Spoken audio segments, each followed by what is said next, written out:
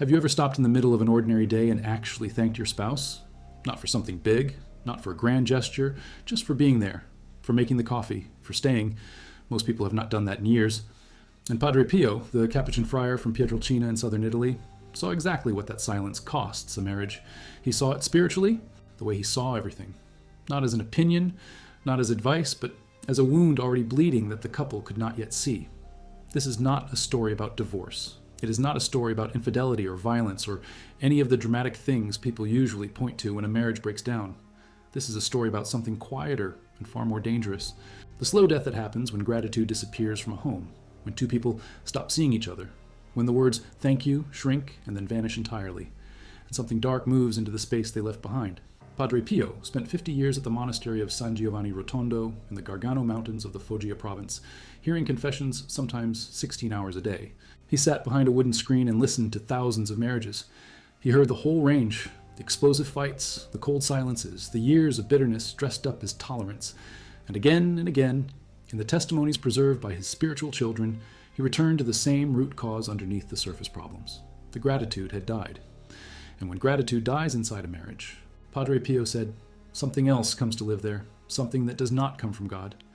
If you find this kind of deep spiritual and historical documentation valuable, please subscribe.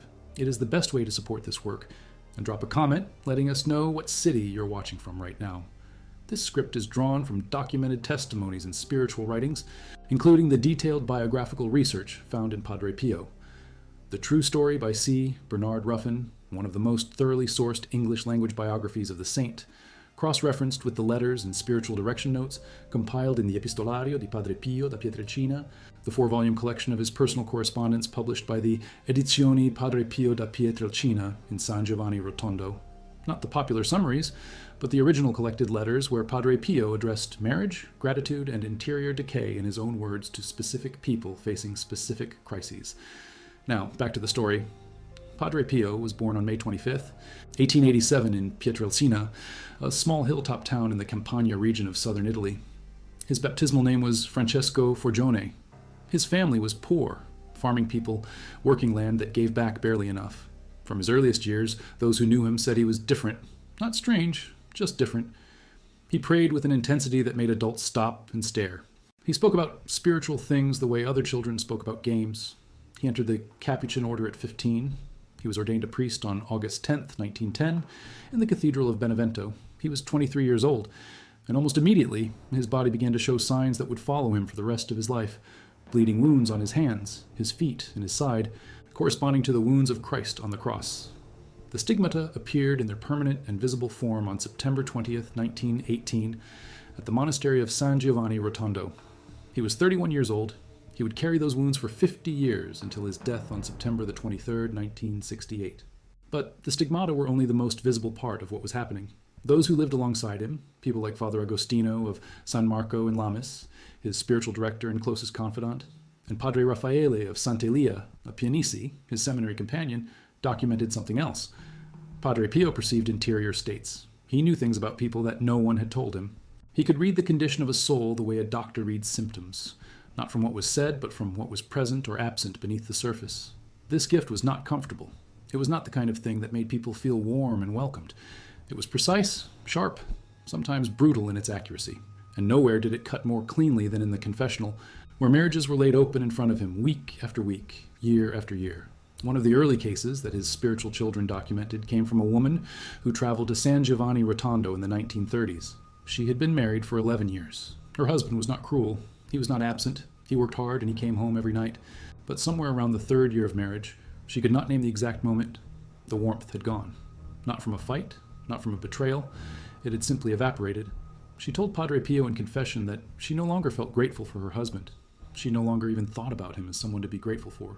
He was there, like furniture, like air, necessary but invisible.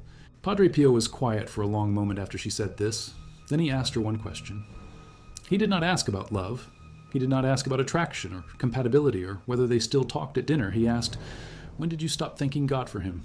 She could not answer. She had not thanked God for her husband in years. She had not thanked her husband directly either. There had been no moment where she said, consciously and deliberately, I see you. I'm glad you exist. I'm grateful that you are mine. Padre Pio told her that what she was describing was not the death of love, it was the death of attention. And in a marriage, he said, when two people stop paying attention to each other with gratitude, they do not stay neutral. They begin, slowly and without realizing it, to resent each other for the very things they used to be grateful for. The same presence that once felt like safety begins to feel like a cage. The same reliability that once felt like strength begins to feel like boredom. The same face you once looked at with wonder becomes the face you look through without seeing. He told her something else that she recorded afterward and shared with her daughter, who later brought it to the friars at San Giovanni Rotondo. Padre Pio said that the enemy of a marriage is rarely dramatic. It almost never announces itself. It arrives in the quiet of ordinary days, wearing the disguise of tiredness, routine, and reasonableness. And its main weapon is not hatred. Its main weapon is ingratitude, because hatred at least still notices. Ingratitude forgets entirely, dead, gone, empty. This was not a theological abstraction for Padre Pio. He had seen, in the spiritual dimension he operated in, what a marriage looked like when gratitude was alive versus when it was dead. He described it in different ways to different people, but the consistent image that emerges across his documented spiritual direction is this: a marriage where gratitude is alive has a kind of light around it, not metaphorical, literally, in the spiritual sense, a luminosity. The couple is connected to grace, to the sacrament they received on their wedding day, and that connection is nourished every time one of them chooses, consciously, to see and name what the other has given. When gratitude dies, that luminosity dims, and something else enters, not immediately, not with a crash, slowly, the way a cold draft enters a house when a window is left slightly open at night. You do not notice it at first. By morning, the whole room is cold, and you cannot remember when the temperature changed. Padre Pio gave spiritual direction to thousands of married couples over his 5 decades in San Giovanni Rotondo. The monastery records, compiled by the friars, and later analyzed by scholars including Alessio Parente, a Capuchin friar who spent years documenting Padre Pio's methods of spiritual guidance, show that marital problems were among the most common subjects people brought to his confessional. And of those, the largest single category was not infidelity. It was not financial stress. It was what the friars came to call interior distancing, the gradual withdrawal of two people from genuine attention to each other, beginning always, in Padre Pio's diagnosis, with the disappearance of gratitude. He was not soft about this. He did not treat it as a small matter, a personal preference, a mood. He treated the death of gratitude inside a marriage as a spiritual emergency, because he understood what it opened the door to. There is a specific account recorded by Father Gerardo di Flumeri, one of the friars at San Giovanni Rotondo, who spent years collecting testimonies and later published them in the Italian volume Le Stimate di Padre Pio da Pietrelcina in 1985, which documented Padre Pio's mystical gifts with unusually precise sourcing. In that account, a man came to Padre Pio for confession in the early 1950s. The man was in his late 40s. His marriage had been deteriorating for almost a decade, and he could not explain why. He and his wife did not fight. They were polite, they functioned, but there was nothing alive between them anymore. He had started to notice in the past 2 years a heaviness in the house that he could only describe as oppression, not sadness, something worse, the kind of spiritual weight that sat in the rooms and would not lift. Padre Pio listened. Then he told the man something that stopped him cold. He said that what the man was feeling was real. It was not his imagination. It was not depression. It was the presence of something that had moved into the space the couple's gratitude had vacated. And he said it plainly. Where a marriage has been drained of thanksgiving, of genuine recognition of the other person as a gift from God, the enemy finds ground. Not because the couple is evil, not because they committed some dramatic sin, but because they left a vacancy. And a vacancy in a spiritual space does not stay empty. The man asked what he was supposed to do. Padre Pio told him 3 things, and all 3 were so specific and practical that the man wrote them down before he left San Giovanni Rotondo that day. The first, begin every morning by naming, out loud or in your heart, one specific thing your wife did or said or was in the past 24 hours that you are grateful for. Not a general feeling, a specific thing, her name attached to a real moment. The second, tell her. Not once a year, not on anniversaries. Regularly, consistently, not with grand speeches, with small, direct words. You helped me today. Thank you for that. I notice what you do. The third, bring your gratitude to God before you bring it to her. Because Padre Pio taught that gratitude in a marriage is not primarily a psychological exercise. It is a theological act. The spouse is a gift from God. Recognizing the gift requires acknowledging the giver. When you thank God daily for your spouse, you begin to see your spouse through a lens that transforms the ordinary into the sacred. The coffee on the table is not just coffee. It is evidence of a love that persisted through an ordinary Tuesday. And if you stop seeing it that way, you start seeing nothing at all. Silence, wait, drift. There is another case, equally documented, that cuts even deeper. It involves a woman whose name the friars kept private, but whose story was shared by Padre Pio himself in a conversation with one of his closest spiritual daughters, Maria Pio, the American woman who moved to San Giovanni Rotondo in 1923 and remained there until her death in 1968, dedicating her life to supporting the friars' work. Maria Pio kept detailed notes of her conversations with Padre Pio, and those notes were later compiled and studied by Capuchin scholars. In one of those conversations, Padre Pio described a woman who had come to him in confession with what seemed like a minor spiritual complaint. She felt distant from God. Her prayers felt dry and empty. Mass felt like a formality. She could not understand why her spiritual life had gone cold when she had done nothing obviously wrong. Padre Pio asked her about her marriage. She said her marriage was fine, normal, nothing serious. He pressed gently. Was she grateful for her husband? She hesitated, then admitted that she'd not really thought about her husband in those terms in a long time. He was just there. Good man. Did what he was supposed to do. She did not resent him. She just did not feel anything in particular about him anymore. Padre Pio told her that her spiritual coldness and her marital indifference were not two separate problems. They were one problem wearing two faces. Because the marriage is a sacrament. It is not a contract or a social arrangement. It is a living spiritual reality, activated and sustained by grace on the wedding day. And the condition of the marriage is directly connected to the condition of the soul. When a spouse stops seeing their partner as a gift, when they go from gratitude to neutrality to invisible habit, the sacrament is being starved. The grace that flows through the marriage begins to thin. And when grace thins in a marriage, it thins everywhere. The prayer dries up because the prayer and the marriage are drawing from the same well. Neglect one, and you starve the other. If this kind of documented spiritual history is meaningful to you, please subscribe. It genuinely supports this channel. And tell us your city in the comments below. This research is grounded in primary documentation, particularly the Epistolario di Padre Pio da Pietrelcina, 4 volumes of his personal letters to spiritual directors, directees, and families, edited by Melchiorre of Pobladura and Alessandro of Ripabotone, scholars who worked directly with the original manuscripts held at San Giovanni Rotondo and who cross-referenced them against the friars' internal records. These are not inspirational pamphlets. These are primary sources. When Padre Pio told someone in 1932 that gratitude was the foundation of a marriage, that conversation exists in writing, in ink, in the archive. Now back to the story. The woman in that conversation with Padre Pio left the confessional shaken because he had named something she had felt but never articulated.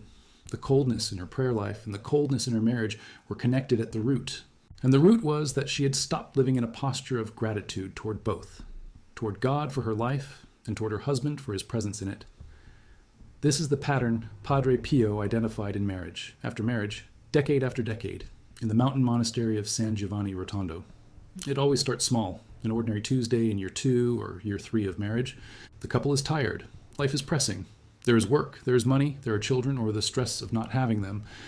The small rituals of gratitude, the thank you for dinner, the noticing, the specific acknowledgement of the other person as a gift, start to feel unnecessary. They are busy people. They know they love each other. They don't need to say it every day. But Padre Pio's diagnosis, backed by 50 years of watching marriages from the inside of a confessional, was that you do need to say it, not because the love is in doubt, but because love without expressed gratitude stops being felt. It becomes theoretical, an assumption. And an assumption is not a living thing. It does not nourish, it does not protect. It just sits there, static, while the marriage slowly drains. He was direct about the stages. And because so many of his spiritual directees wrote down what he told them, those stages are documented in unusual detail. Stage 1, neutrality. The couple is not unhappy, they are not fighting, they are comfortable, but the gratitude has already gone quiet. They have moved from appreciation to assumption. They expect the other person to be there, to function, to continue. The other person is no longer seen as a gift, but as a fixture. This stage feels harmless. It is not. It is the open window. Cold is already coming in. Stage 2, invisibility. Each person has stopped registering the other in any meaningful emotional way. They share a space, they share a schedule, they share decisions, but they do not see each other. The wife cooks dinner and the husband eats it, and neither one pauses to feel anything about the exchange.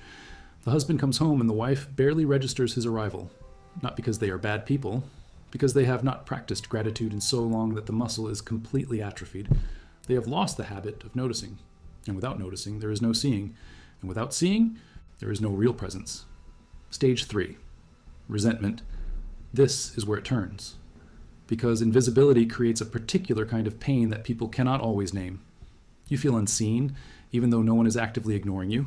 You feel unappreciated, even though no one is criticizing you. You feel alone, even though someone is sleeping 3 feet away.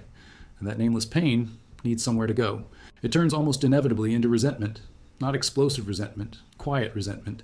The kind that poisons slowly, the kind that reads an ordinary sentence as a criticism, that hears a neutral request as a demand, that looks at a good person and feels inexplicably irritated by their breathing. Stage 4, detachment.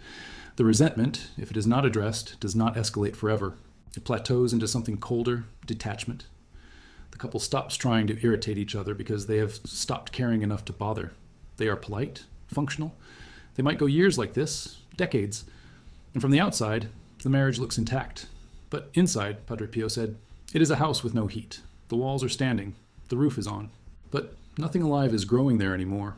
He said this not as a condemnation of the couples who arrived at this point. He said it as a diagnosis, a precise, specific spiritual diagnosis. Because his entire framework, drawn from the mystical tradition, from the theology of marriage as sacrament, from his direct perception of the spiritual states of souls, was that none of this is inevitable. None of it. At every stage, even deep in stage 4, the door back to gratitude is still open. It requires effort. It requires humility. It requires the willingness to begin again with something as simple as one honest thank you. But the door is there. He had a particular teaching about the relationship between gratitude and humility inside a marriage that his spiritual daughter, Cleonice Morcaldi, who knew Padre Pio from 1915 until his death, and documented their conversations in the memoir published in Italian in 1978, recorded in careful detail.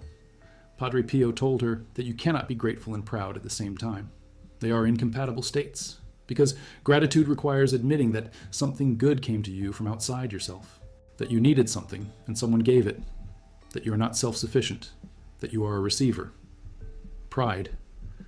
And here he was talking about the quiet interior pride of self-sufficiency, not the loud kind. Pride refuses to be a receiver. It is always trying to be the one who gives, the one who does not need, the one who is not dependent. And so pride kills gratitude almost automatically. Because to be grateful to your spouse is to admit that your spouse gives you something you could not give yourself. It is to admit need, to admit dependence, to admit that the other person matters to your survival, your flourishing, your wholeness. And most people in long marriages have stopped admitting that. Not because they stopped believing it, but because admitting need feels vulnerable. And vulnerability, once the early years of marriage have passed and the walls go up, feels dangerous. Padre Pio called this the great lie of long marriages. The lie that says, we know each other now. We are past needing to express gratitude. We are efficient. We are mature. We have moved past the sentiment of early love into something solid and practical. He said, no. You have not moved into something solid. You have moved into something frozen. And frozen things do not grow. They only wait to crack. He was not romantic about marriage. He was not idealistic. He had heard too many confessions for that. He understood that marriage between two imperfect people inside an imperfect world is genuinely difficult. He understood tiredness. He understood the way seasons of stress, illness, financial pressure, the grief of losing a child or a parent can take everything a couple has and leave nothing for each other. He understood all of that, and he still held the line. Gratitude first, not as a feeling to wait for, as a practice to maintain, because the feeling follows the practice, not the other way around. If you wait to feel grateful before you express gratitude, you will wait forever. The feeling of gratitude is generated by the act of gratitude. You thank your spouse for something small and real, and in the act of thanking them, your heart opens, just slightly, just enough, and you see them again, not as furniture, as a person. A real, complicated, tired, trying hard person who is sleeping in your bed and sharing your life, and who could have been anywhere but chose to be here. That seeing is everything. That is what Padre Pio was fighting to protect when he sat in that wooden confessional in San Giovanni Rotondo for 50 years, listening to marriages fall apart. He was fighting for the moment of seeing, because without it, the marriage is technically present but spiritually hollow. And in the spiritual reality that Padre Pio operated in, hollow things are not neutral. Hollow things are occupied. There is something else documented in his spiritual direction that deserves specific attention, because it addresses a common misunderstanding about what gratitude in a marriage actually means. Padre Pio was asked more than once by different people whether he was saying that a wife should thank her husband for things he was already obligated to do, for working, for being faithful, for providing. Was gratitude not a kind of lowering of standards? Were people not supposed to expect these things from each other? He answered this directly. He said, gratitude is not a reward for performance above expectations. Gratitude is a recognition of presence. When your spouse fulfills their commitment to you, when they work to feed the family, when they stay, when it would have been easier to leave, when they are patient on a day they have every right to be impatient, you are witnessing a choice. A real human being, with their own struggles and tiredness and competing desires, chose you again today. In this ordinary moment, that choice deserves to be seen. To see it and say nothing, to assume it as automatic and mandatory, is to look at a gift and pretend it is not one. And gifts that are not acknowledged, Padre Pio said, stop being given. Not out of spite, out of human attrition. No one can give endlessly into a silence. The human heart needs, at a minimum, to be seen. And when a spouse gives and gives and gives and is never seen for the giving, something in them slowly closes. The giving continues, out of duty, out of habit, out of love for the children. But the interior generosity, the free and joyful giving that is the actual substance of a marriage, retreats, hardens, becomes mechanical, and the marriage becomes two people performing obligations to each other rather than two people freely choosing each other every day. He said the solution is not complicated, but it requires consistency. And consistency requires that gratitude be treated not as a feeling to experience when you are in the mood, but as a discipline to practice, especially when you're not.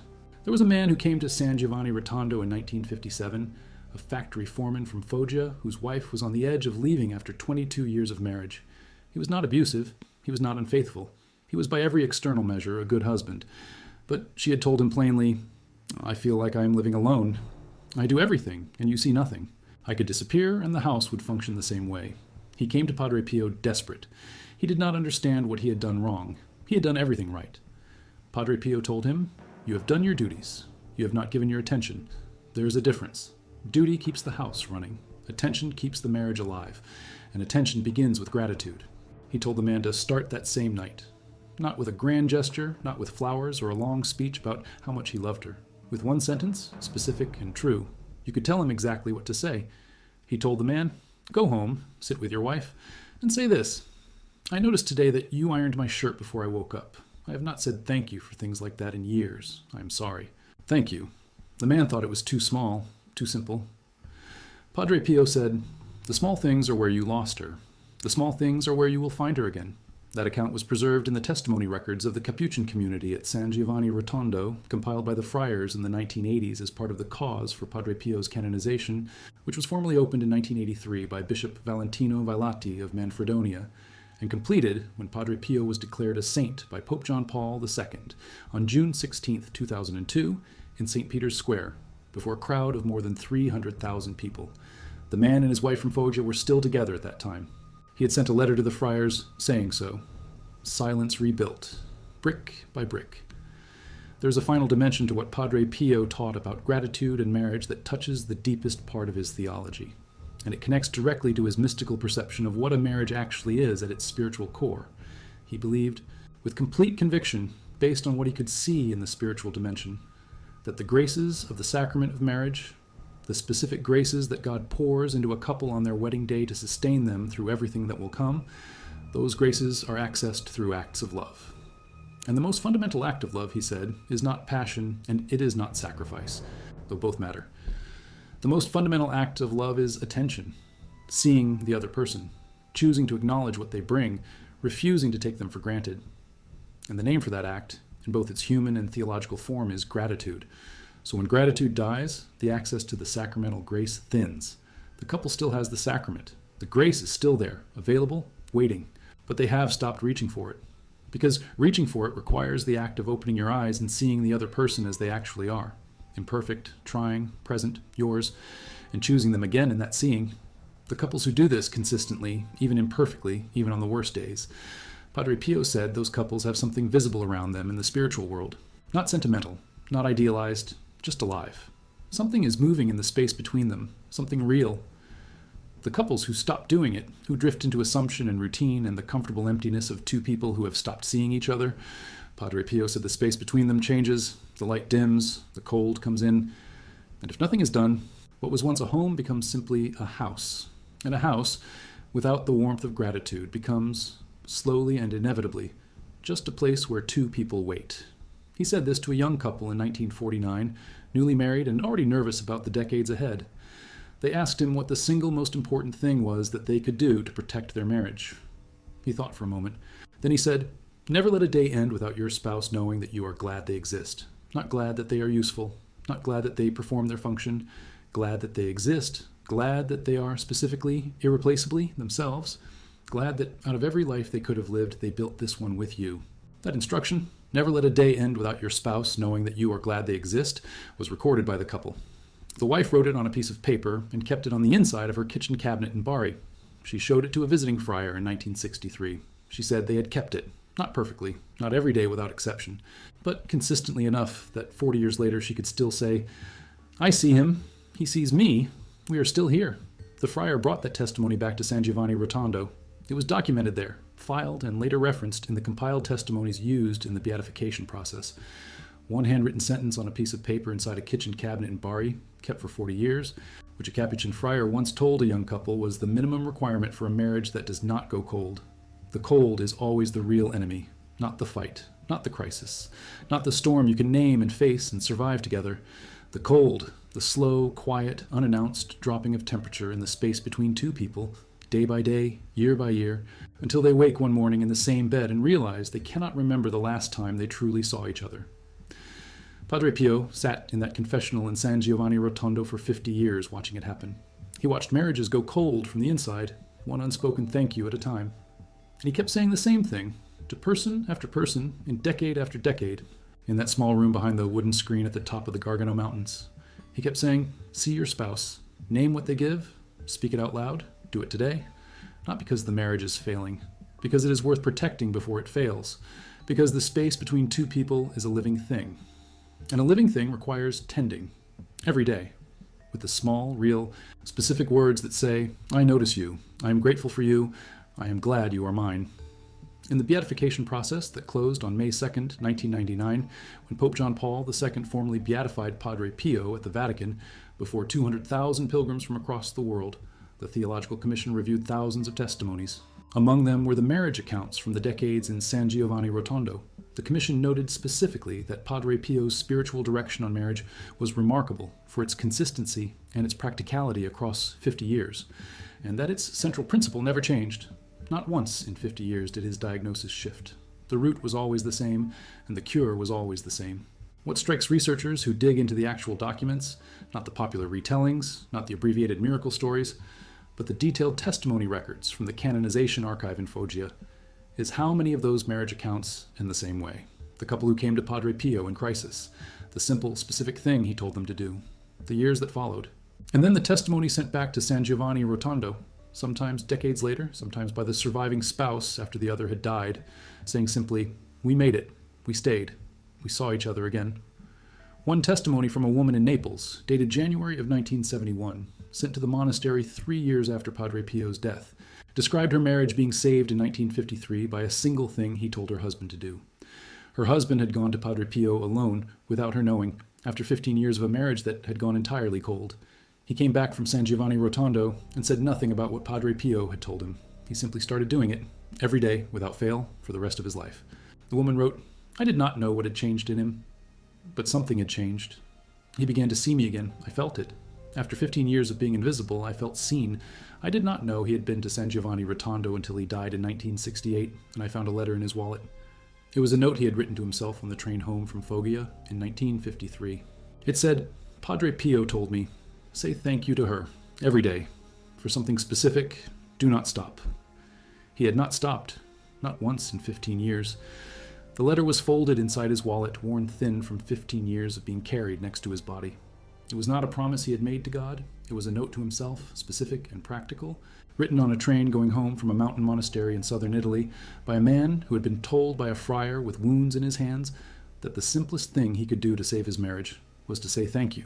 He said thank you every day for 15 years. And his wife, who had felt invisible for 15 years before that, felt seen for 15 years after. Felt so seen that she wrote a letter to a dead man's monastery to say so. The letter still exists. It is in the archive at San Giovanni Rotondo, folded, faded, 15 years of thank you, documented in a woman's handwriting, addressed to a friar who had already been dead for 3 years, but whose words were still moving through a marriage in Naples like a current that would not stop. Gratitude does not expire, it just waits to be spoken.